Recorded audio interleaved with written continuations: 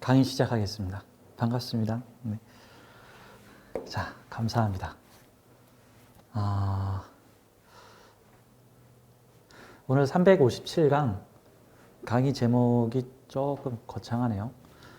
강의 제목이 영혼은 느낌과 우연으로 운명을 조종한다.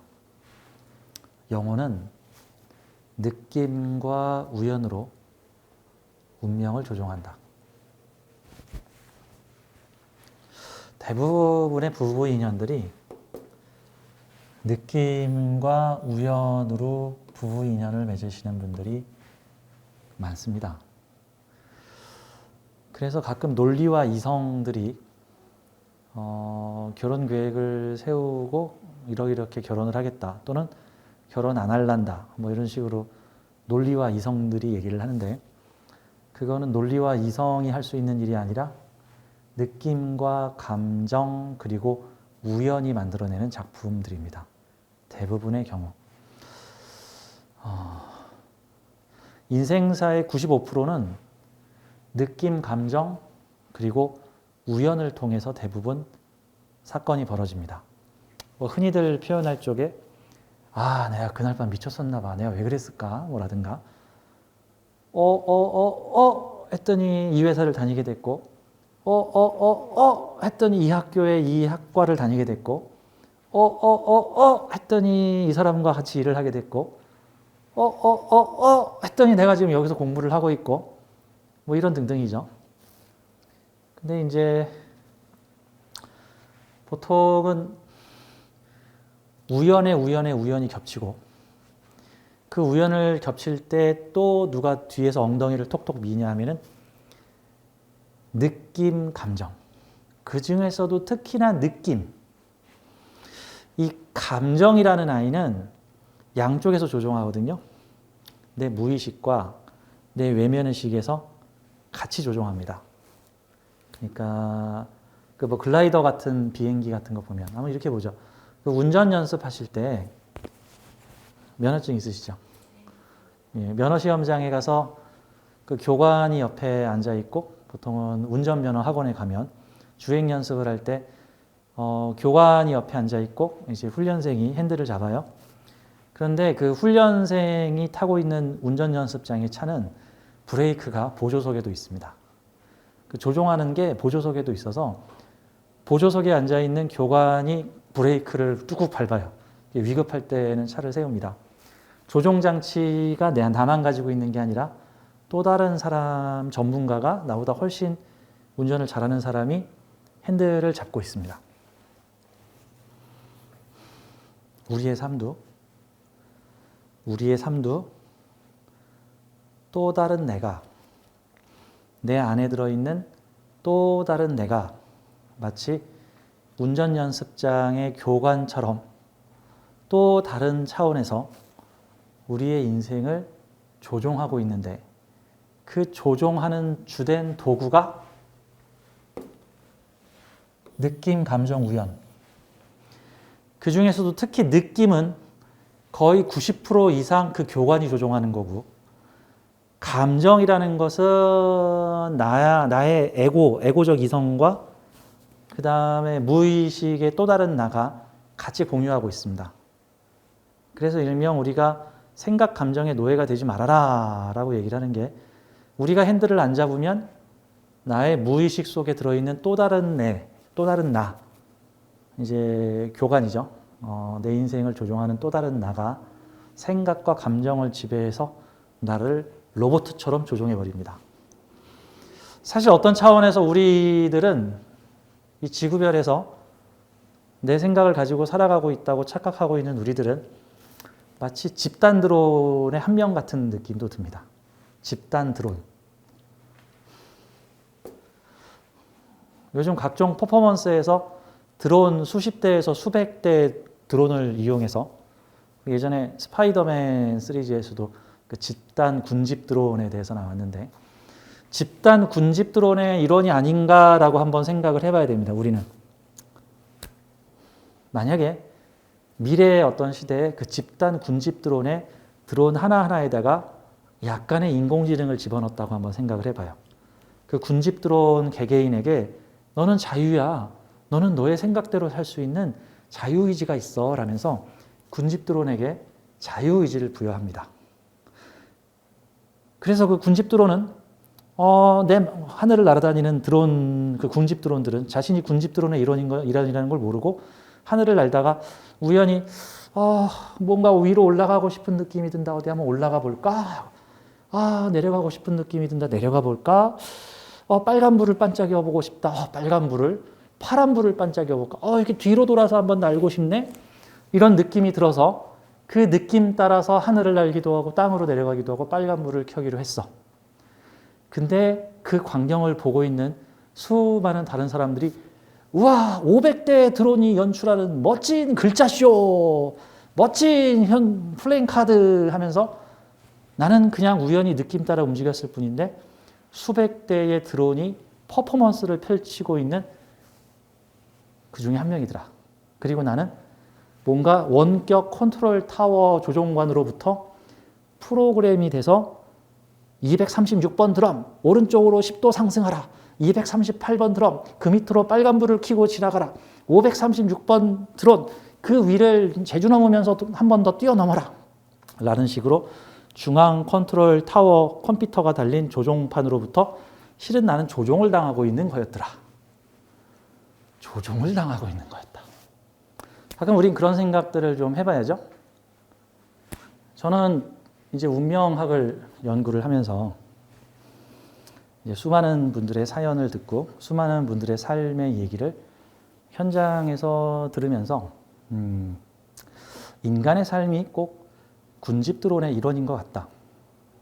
근데 자신이 조종받고 있는 군집 드론이라는 것을 모르고 살고 있는 인공지능 드론 같다. 뭔가가 나를 조종하고 있는데 그 뭔가가 조종하고 있는 건 어떤 방식이냐면 느낌으로, 감정으로, 우연으로. 우리가 가지고 있는 이성과 논리는 뭡니까? 이성과 논리는 변명하기 급하다. 변명하기 바쁘다. 왜? 내가 왜 느낌으로 올라가야지 하는 느낌이 들 때 내 이성과 논리는 거기에다가 변명을 늘어놓는다. 오늘 컨디션이 좋아서 좀 올라가야 될 것 같아. 라면서. 우리가 문득 길을 가다가 파란 대문을 가진 카페를 보고 문득 저곳에 가서 커피 한 잔 마시고 싶네. 그러면서 길을 가다 잠시 멈추고 파란 대문 카페에 가서 커피를 한 잔 마셨다. 그게 논리적으로 설명되나? 논리적으로 설명 안 된다. 그냥 나는 문득 그곳에서 커피를 먹고 싶었을 뿐이고. 근데 이 뇌에서는 논리 없이 움직이는 걸 되게 불편해하기 때문에 머리에서는 변명거리를 찾아냅니다. 내가 왜 오늘 여기서 커피를 마셔야지? 너 오늘 커피 한 잔밖에 안 먹었잖아. 너 파란색 좋아하잖아. 너 저런 분위기 카페 전에 한번 앉아보고 싶다고 했잖아. 너 언젠가 한번 저런 카페 보이면 들어가서 커피 한 잔 마시고 싶다고 했잖아. 라면서 나한테 나를 편안하게 할 수 있는 변명거리들을 늘어놓습니다. 하지만 내가 논리로 그 카페에 가서 커피를 마셨을까요? 아니, 뭔가에 이끌려서 뭔가 그곳에 앉아서 1시간 동안 커피를 마셔야 하니까 그 카페에 앉아서 어떤 그림을 보게 되고 그 그림은 또 다음 사건에서의 뭔가 동기와 이유를 만들어주고 그곳에서 1시간 쉬었다가 어디를 갔더니 무슨 사건에 휘말리고. 그래서 우리는 느낌과 우연으로 조종을 당하고 있다. 우연이라는 게 뭘까요? 우연이라는 것은 이제 우연이 여러 개 모이면 필연이다 이런 얘기가 나오는데 우리가 논리와 이성으로 컨트롤할 수 없는 게 우연입니다. 우리의 이성과 논리로 컨트롤할 수 없어요. 이런 거죠. 보통 우연의 영역에서 일어나는 대표적인 것들이 복권 당첨 같은 겁니다. 복권을 사는 건 내 마음입니다. 복권을 당첨시키는 건 내 마음이 아닙니다. 우리에서 보통은 복권 당첨시키는 사람이 있다면 그건 신이라고 부르겠죠. 절대자가 있다고. 자, 이렇게 보죠. 우리의 의식은 크게 드러난 의식과 숨어있는 의식이 있습니다. 즉, 사람들은 누구나 자기 내면에 또 다른 내가 있습니다. 내면에 정확히 또 다른 내가 있다? 그것도 하나가 아니라 또 다른 나들이 있습니다. 나들의 집합체입니다. 내 안에 또 다른 나들이 있어요. 나랑 의식 수준이 비슷한 애도 있지만 의식 수준 역시도 천차만별의 또 다른 나들이 있습니다. 내 안에는 현재의 나의 의식보다 즉 표면 의식보다 훨씬 더 높은 의식을 가진 내 안의 나들도 있고 훨씬 저급한 의식을 가지고 있는 내 안의 나들도 있고 원초적 의식을 가지고 있는 내 안의 나들도 있고 아주 높은 위로 올라가면 신과 맞닿을 그런 의식도 나한테 있습니다. 그래서 우리의 의식을 위로 쭉 올라가면은 결국 신하고 맞닿고 우리는 신의 일부입니다. 신의 일부입니다. 우리는 신의 관념체를 일종의 개별화하여 각자 행동하게 만들어 놓은 것과 같습니다. 우리는 모두 신의 관념체의 일부입니다. 거의 무한대에 가까운 신의 관념체의 일부를 거기다가 개개인의 인격을 부여하여 개별 의인화하였습니다. 즉 우리들이 모인 우리들의 마음, 우주의 마음 전체가 그게 일종의 신의 시스템 같은 거죠. 호신샘의 독특한 주장입니까? 라고 말한다면 아니요. 이거는 어떤 선, 명상, 영성 계열에서 거의 보편적으로 공유하고 있는 사상입니다. 저는 명리 공부를 하기 전에 영성 쪽 공부를 먼저 하고 이제 구체적인 전술적 운명 해독 방법이 필요해서 이제 명리학을 겸용을 하게 된 건데 오늘은 명리학적 강의에 영성학적 강의를 좀 더 첨가를 해서 여러분들과 함께 강의를 해보도록 하겠습니다. 오늘은 마음 공부 시간이 같이 들어있다. 마음에 대해서 공부를 해보자라는 차원으로 한번 보도록 하죠. 자, 우리 안에는 우리의 운명을 이끌어가는 또 다른 나들이 우리의 내면에 있습니다. 심리학에서는 그걸 무의식이라고 표현을 하고 영성학에서는 또 다른 나들을 가지고 있는 또 다른 큰 내 의식이 들어있다라고 합니다. 그거를 다른 말로 내 안의 영성, 내 안의 신성, 내 안의 불성 또는 내 안의 참나 이런 식으로 많이 표현을 합니다. 큰 나와 작은 나가 있다 이렇게도 표현을 합니다. 내 안에 큰 내가 있고 현재 나를 나라고 믿고 있는 자의식, 자아, 개야. 이거는 이제 에고라고 이제 흔하게 이제 표현을 하는데 내 안에는 큰 나가 있습니다. 그리고 큰 나는 작은 나인 나에게 어떤 느낌과 감정을 부여하여 우리의 운명이 마치 내가 자유의지에 따라서 행동하고 있는 듯하지만 많은 부분 우리가 경험해야 될 것들을 경험하게 만듭니다. 오늘 소개할 요 세 분의 사주는 가족인데요. 이분이 배우자고 남편이고 올해 태어난 어린 아이입니다. 이분들의 가족 사주를 저는 사실 보면서 어떤 면에서는 좀 가슴이 먹먹하고 또 어떤 측면에서는 이분들이 이 새로운 모험과 실험을 잘 헤쳐나가시기를 그런 바라는 마음이 있습니다. 그래서 이 내용은 강의를 할까 말까를 좀 많이 고민을 해서 제가 강의 전에 막 밖을 왔다 갔다 했는데 하죠. 네, 개인 프라이버시가 나오지 않도록 절대 개인정보에 대해서는 제가 일체 얘기를 하지 않고 영성적인 측면에서 이분들에 대해 사주에 대해서 좀 표현을 하겠습니다. 영성과 사주가 관련이 있습니까? 라고 물어보면 저는 관련이 있다라고 봅니다. 왜냐하면 일종의 사주 명리학도 일종의 관념의 학문인데 그거 역시도 어떤 큰 우주의 의식 중에 하나니까 그것도 공부를 하면 우리한테 큰 도움이 된다라고 저는 보는 거죠. 사실 하지만 어떤 측면에서 우리가 주의해야 되는 건 명리학으로 모든 걸 알 수 있다라고 생각하지 마십시오. 오늘 강의의 주된 주제가 사주 명리학으로 모든 걸 알 수 있다라는 것은 착각입니다. 오늘 이 운명과 카르마에 대한 얘기를 제가 좀 2시간에 걸쳐서 할 텐데 이번 시간과 이 다음 강의에서 이번 강의에서는 그 내 안의 큰 나와 작은 나의 작용에 대해서 이것이 우리의 운명에 어떤 영향을 미치는가에 대한 원리에 대한 설명을 같이 설명을 드리고 이 다음 강의에서는 이 카르마로 인해서 긴급 운명 이탈이 온 사주들에 대해서 소개를 해드릴 거예요. 카르마 작용으로 인해서 긴급 운명 이탈이 왔어. 근데 이게 사주적으로는 알 수가 없어. 이거 사주적으로 해석이 안 되는 상황이야. 그러면 이거는 사주로 어거지를 써가지고 해석하려고 하지 말고 그냥 사주로 해석 안 되는 것도 있구나. 사주로 해석 안 되는 것도 있구나. 제발 좀 받아들이셔야 돼. 명리 공부하시는 분들이. 사주로 해석 안 되는 거 있구나. 왜? 카르마라고 하는 특별 작용은 사주보다 더 위의 상위 개념이에요. 긴급조치 발동 같은 거죠, 일종의. 이 사주는 대기업에 입사해서 출근한 지 며칠 안 돼가지고 교통사고가 나서 반신불수가 돼서 지금도 휠체어 신세를 지고 있습니다. 회복이 불가능한 반신불수를 얻었습니다. 이거 사주로 해석할 수 있습니까? 사주로 해석할 수 없습니다. 이건 카르마로밖에는 해석할 수가 없는 상황들이죠. 자, 이거는 다음 시간에 얘기하도록 하고요. 일단은 오늘 이 가족에 대한 얘기들을 좀 해보도록 하겠습니다. 이분은 예전에도 저하고 상담을 하셨던 분이신데 이 두 분이 결혼을 하셨습니다. 작년에. 이분은 남자분이시고요. 이분은 여자분이시고요. 이 두 분 다 직업이 같고요. 방송국에서 근무를 하시는 분들이고 엘리트 PD들이십니다. 엘리트 방송 PD죠. 방송 PD 되려면 정말 어렵죠. 정말 수많은 경쟁, 진짜 내노라 하는 똑똑한 사람들이 수많은 고생을 하면서 도전하는 분야이기도 하고 정말 PD 되기는 하늘의 별 따기보다도 어려운 직업입니다. 인정할 건 인정해야죠. 정말 어려운 직업이에요.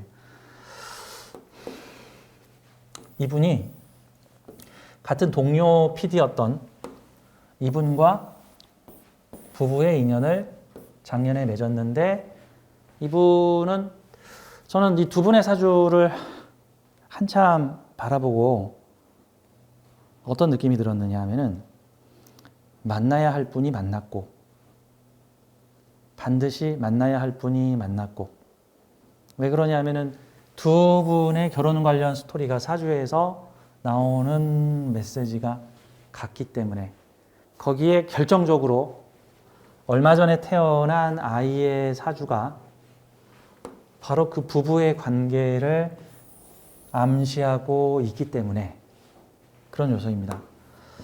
자, 여성분께서 사주 신청을 하시면서 저한테 고민 상담을 하셨는데 이제 이분이 결정하고 싶은 거는 이런 거였습니다. 열심히 방송국에서 PD 활동을 하다가 뭔가에 이끌려 뭔가의 느낌으로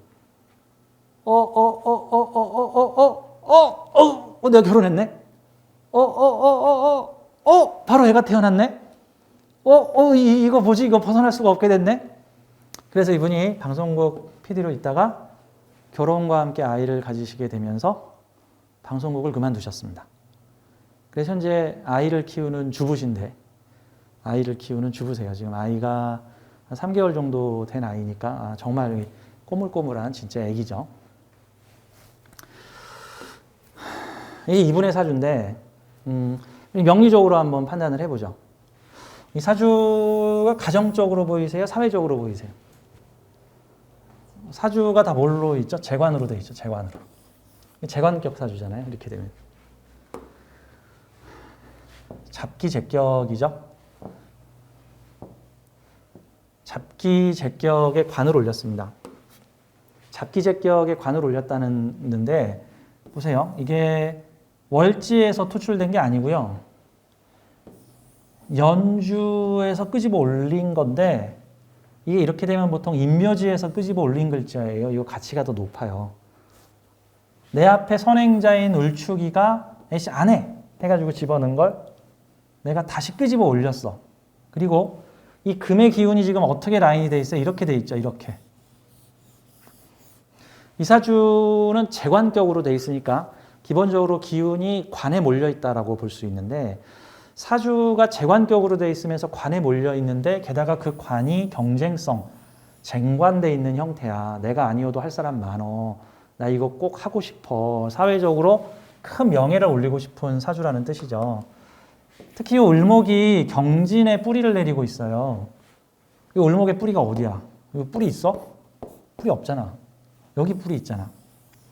원래 이렇게 일주시주가 절지나 묘지고 이렇게 월지에서 근을 잘 가지고 있으면서 이렇게 다 관대지잖아요. 을목의 관대지는 진토예요.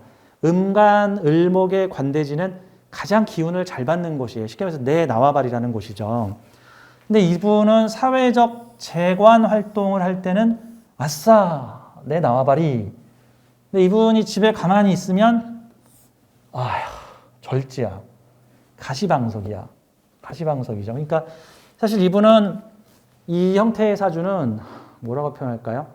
이거 사회적 활동을 하는 것이 보다 행복지수를 높일 수 있는 곳이고 만약에 사회적 단절이 나타날 경우에는 무척 힘들어하게 되는 사주입니다. 사회적 단절이 나타나면 절지 집에서 도 닦고 살아야 되는 가시방석, 바늘방석. 이 사주는 사회궁 월지에서 뭔가 투출된 게 없고 뭐죠? 일간이 을목이 투출됐죠. 사회적 인물들이 내가 하고 싶은 일을 사회궁에 올려서 하는 사람이에요. 내가 하고 싶은 것을 사회궁에 올려서 한다는 게 무슨 뜻이냐면 에버랜드에 가서 에버랜드 놀이기구 타는 게 아니라 에버랜드에 가서 내가 하고 싶은 고무줄 놀이하고 공기놀이하고 살겠다는 거야. 이해가 되시나요? 사회궁 월지에서 투출된 거를 활용하는 사주가 아니라 사회궁이라는 공간에 내가 하고 싶은 걸 올리는 사주야. 이런 경우가 보통은 성각자 형태, 사회라는 곳에 살지만 그곳에서 내가 하고 싶은 일을 하고 사는 사람이죠. 사회 이슈하고는 무관하게. 그러니까 이런 경우는 보통 자아 이상성이 되게 커요. 자기 이상성과 자아 실현성이 되게 큽니다. 사회가 하라는 염원을 하는 게 아니라 사회라는 장소만 빌릴 뿐 내가 사회라는 장소 위에 내가 하고 싶은 거. 이게 뭐야? 뷔페집에 가서 뷔페 음식 먹지 않고 뷔페집에 있는 식기를 빌려가지고 내가 싸가지고 간 라면을 끓여 먹겠다라는 지금 그런 뜻인 거니까. 그렇죠? 사회궁에서 내가 하고 싶은 일 하는 사람이야. 사회궁에서 사회가 하라는 일 하는 사주가 아니고. 그래요? 그럼 이분이 PD야. 근데 PD를 못하게 됐어. 집에서 보호자, 남편이 내가 벌어올게. 너 아이 잘 봐.